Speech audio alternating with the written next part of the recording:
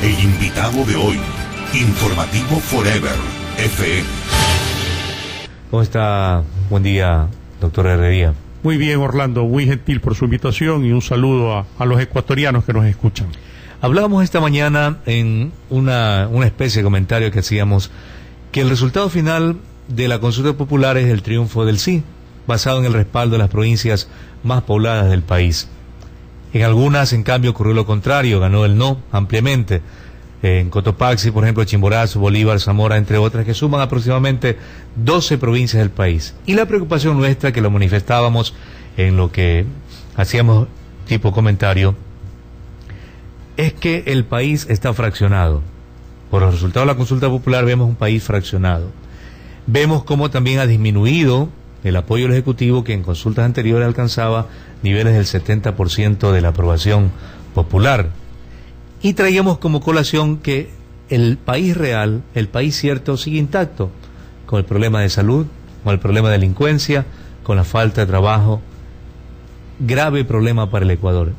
¿Qué hacer para retomar un país, para unificarlo, para desarrollarlo, Enrique, desde la perspectiva del legislador al cual usted pertenece? Vea, Orlando, cuando se dijo el presidente de la República de que iba a llevar adelante este proceso de consulta, expresó también de que luego de los resultados de la consulta iba a llamar a un gran acuerdo nacional, una conciliación entre los ecuatorianos para fijar el rumbo que debe seguir el país y lograr éxitos en todos los órdenes, en el orden económico, en el orden social, en el educativo, de salud, etcétera. ¿Y usted le creyó o qué pensó cuando lo escuchó y eso? Créame que le dejé el beneficio de la duda.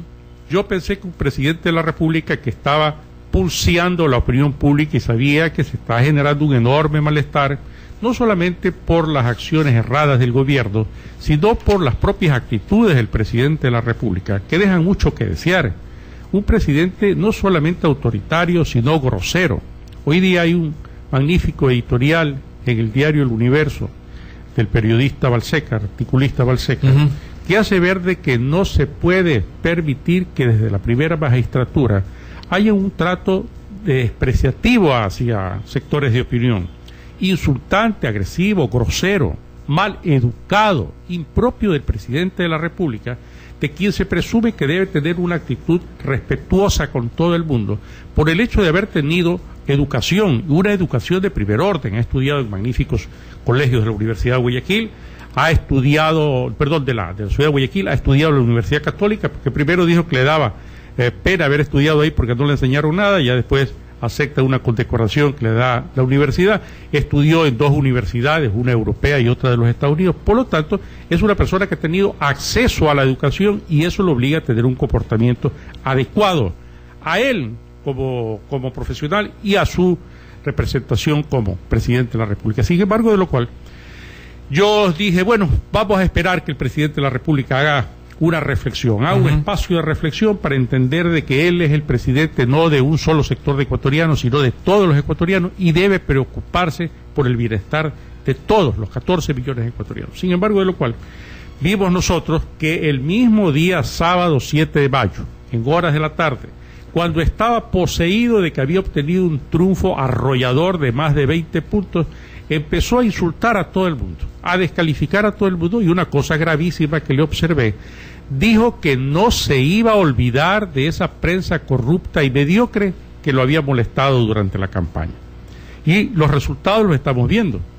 Mire usted, por ejemplo, que en el caso de la pregunta 9, que hace relación a este organismo de regulación de los medios de comunicación, en ninguna parte de la pregunta dice que habrá un delegado o delegados del presidente de la República. Sin embargo, de lo cual, uno de los caracterizados voceros de Alianza País y vicepresidente de la Asamblea, como es Rolando Panchana, ya expresó que ahí tienen que haber representantes del Ejecutivo. Por lo tanto, está distorsionando el resultado de la propia pregunta que él ha realizado. Lo que debe haber es un Consejo de Regulación de Medios, pero por supuesto sin la presencia de ningún delegado de ninguna de las funciones del Estado. Eso de ahí me hace a mí a ver sin lugares a dudas que el presidente de la República no aprende la lección, no presta oídos al alón de oreja que le ha pegado el pueblo ecuatoriano, y lamentablemente esto va a agudizar los conflictos al interior del país. Pero también se puede agudizar un conflicto políticamente hablando al interno del país, porque no vemos una cohesión dentro de la denominada oposición. La consulta popular dio lugar para que, por ejemplo, se produzcan acuerdos entre la oposición, que haya una voz cantante que hable por el no, ¿verdad? Y sobre todo, doctor Herrería, que haya propuestas a los graves problemas que tiene el Ecuador, no solamente de los agravios que permanentemente se reciben, sino propuestas concretas para el alto índice de delincuencia, de secuestros express, de violaciones, ¿verdad? Alto índice de mortalidad en niños, como se lo está ahora manifestando también en los medios, la falta de áreas de neonatología. Es decir, atender auténticamente los problemas de la población, de la gran mayoría de la población ecuatoriana. Vea, usted señala con todo acierto esta realidad de la política ecuatoriana. Mire que ya le salieron padres putativos al triunfo del no. El triunfo del no entendido como un gran incremento de electores que están en contra de la política de Rafael Correa. Ya algunos se han apropiado del triunfo del no. No dicen y no respetan que es el resultado de una conciencia del pueblo ecuatoriano que quiere vivir en democracia y que desaprueba los desaciertos del gobierno, sino que dicen, el no ganó porque yo fui el que hizo campaña. Y eso de ahí debo remarcar que Alberto Acosta, a pesar de ser un hombre inteligente, está reproduciendo el mismo comportamiento que él cuestiona en el presidente de la República. La descalificación, el sectarismo, la apropiación de la verdad absoluta en boca y personalizada en él, y descalificando a todos los otros sectores cuando lo que el país está demandando es un gran acuerdo nacional. Ese gran acuerdo nacional tiene que pasar sin prejuicios entre los actores políticos principales del país. Fijar entre todos las coincidencias, dejando a un lado las discrepancias, porque más son las coincidencias que tenemos entre todos los sectores ecuatorianos. ¿Qué ecuatoriano no quiere desarrollo, bienestar, seguridad jurídica? Quiere empleo, queremos atención médica oportuna además y de calidad, y queremos también educación de calidad en el país. Eso es lo que nos debe juntar a los ecuatorianos, no estar únicamente puntualizando las diferencias de carácter ideológico, que en realidad no son tantas o son muy pocas.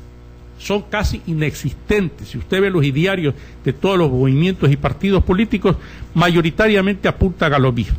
Pero sin embargo, de lo cual yo veo con mucho dolor que esta invocación que se hizo incluso durante la campaña o previo a la consulta electoral, para que nos juntemos todos los sectores de oposición a efecto de consolidar un frente por la democracia y por la libertad, se va diluyendo con el paso de los días, cuando ya vemos que hay propietarios absolutos del resultado electoral dado contra Rafael Correa.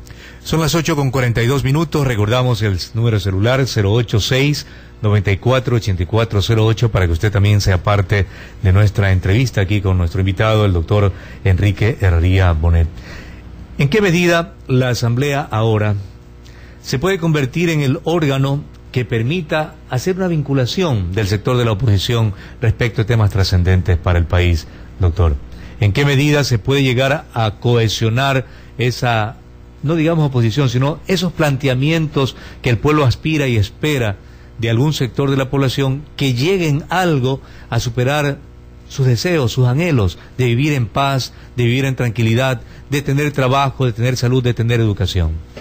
Bueno, estamos trabajando en eso. Al interior de la Asamblea Nacional estamos conversando con bloques que ideológicamente podrían resultar disímiles, pero estamos conversando para establecer ese gran acuerdo parlamentario. Lo deseable es que de ese gran acuerdo parlamentario se pueda traer como corolario de que haya un gran acuerdo nacional, un plan de gobernabilidad, en el propósito de situar un candidato único frente a la posible candidatura de Rafael Correa, no solamente para ganarle holgadamente a Rafael Correa, sino para asegurar la gobernabilidad del país. En el momento únicamente el trabajo que estamos haciendo es de coyuntura para poder establecer la normativa, de acuerdo a la consulta, que se va a imponer en el país respecto al resultado electoral.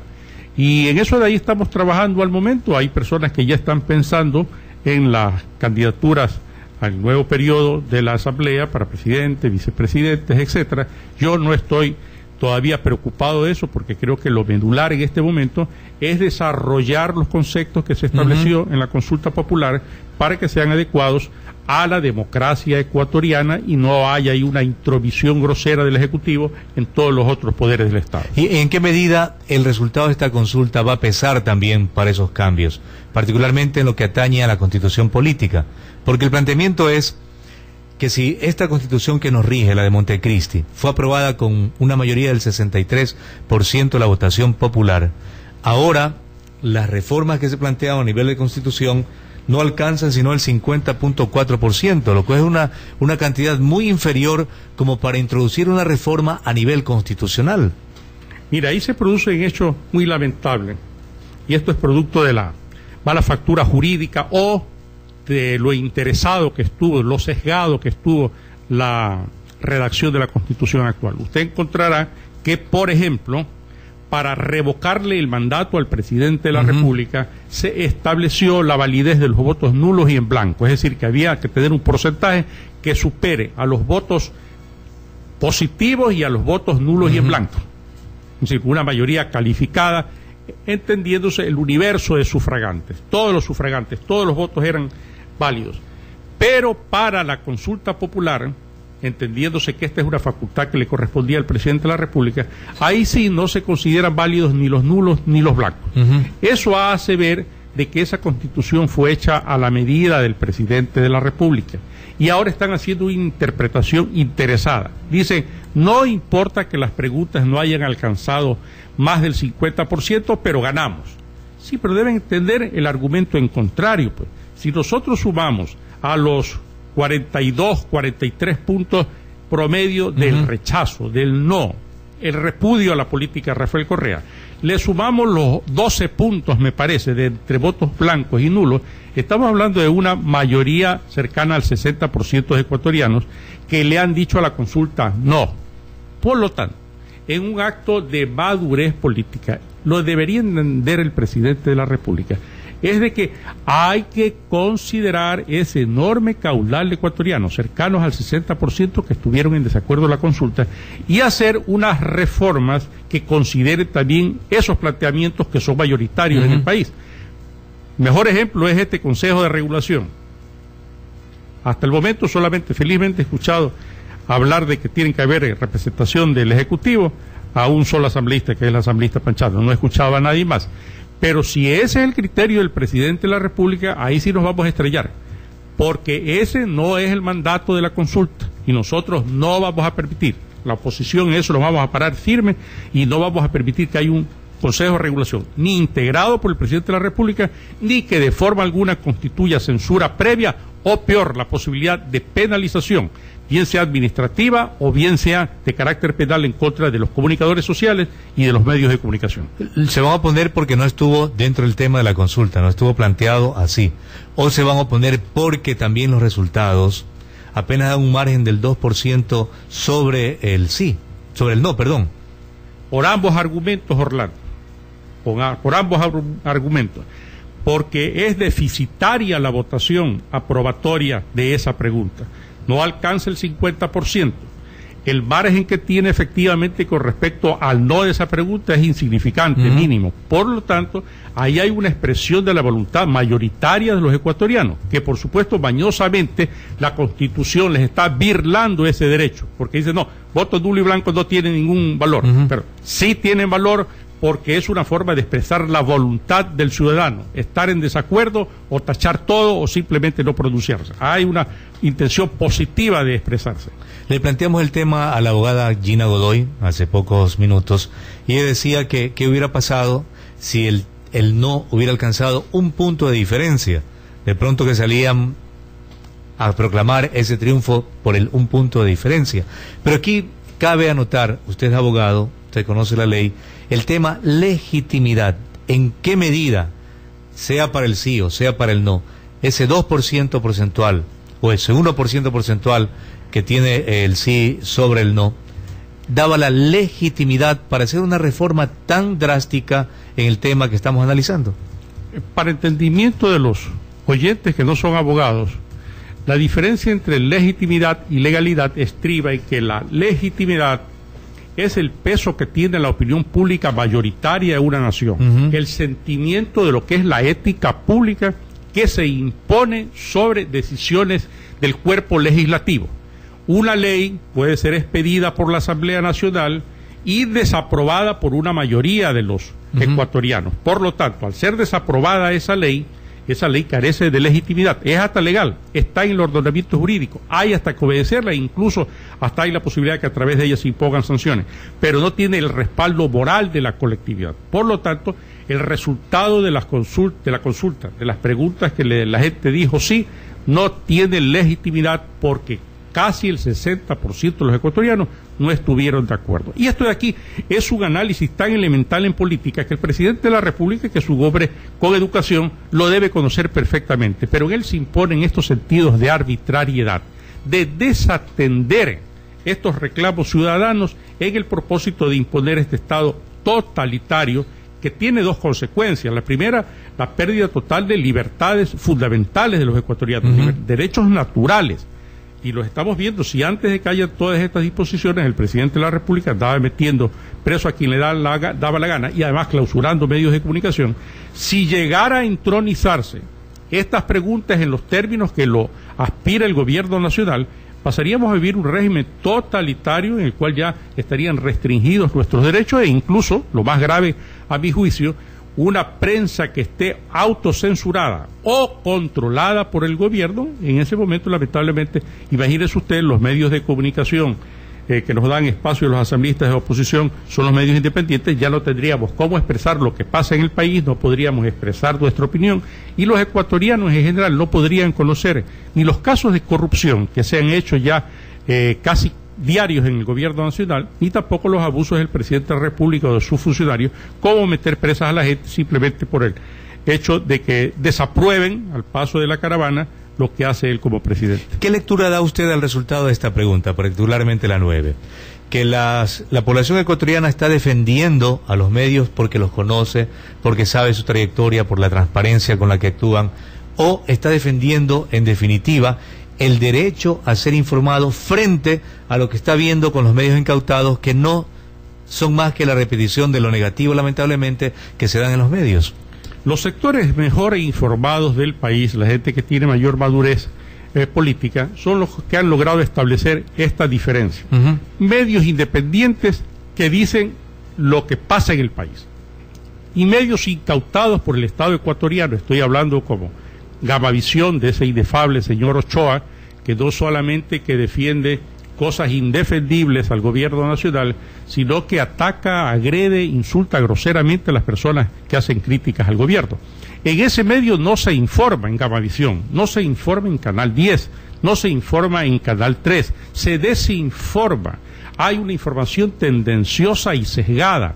No se nos da oportunidad, por ejemplo, a los opositores al gobierno de ir con frecuencia, como lo hacen los asambleístas del partido de gobierno o los asesores del partido de gobierno, a expresar nuestra opinión, porque quieren únicamente que la gente reciba el discurso oficial engañoso y falso e hipócrita, mientras que los medios independientes informan de todo. Por lo tanto, usted ve los niveles de aceptación, de rating, como se llaman, de Gamavisión, para poner un ejemplo, son insignificantes, mientras que de los canales independientes son los más elevados. Las radios independientes son las más escuchadas, y esas radios que son manejadas por parte del Estado Nacional no le interesa absolutamente a nadie escucharlas.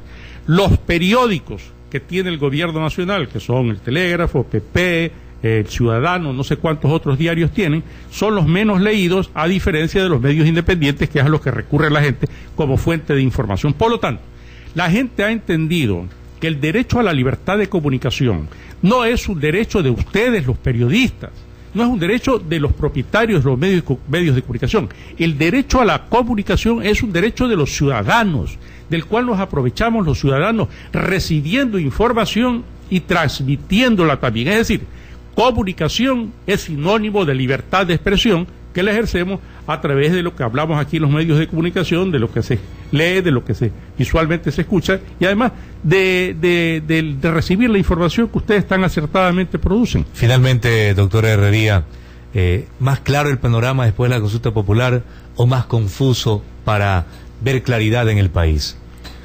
Bien, yo creo que mientras haya esta opresión, este ambiente denso que existe en el país por un gobierno que no ha entendido que se vive en una república y no en una monarquía, va a haber poca claridad.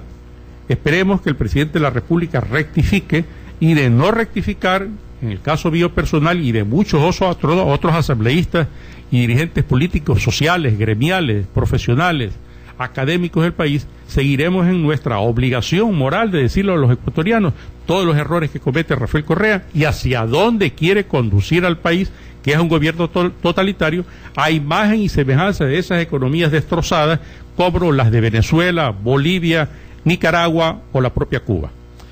Doctor, gracias por estar aquí. Gracias a usted, Orlando. Y por su respuesta. Son las 8:54. Conversamos con el doctor Enrique Herrería Bonet, asambleísta por la provincia del Guayas.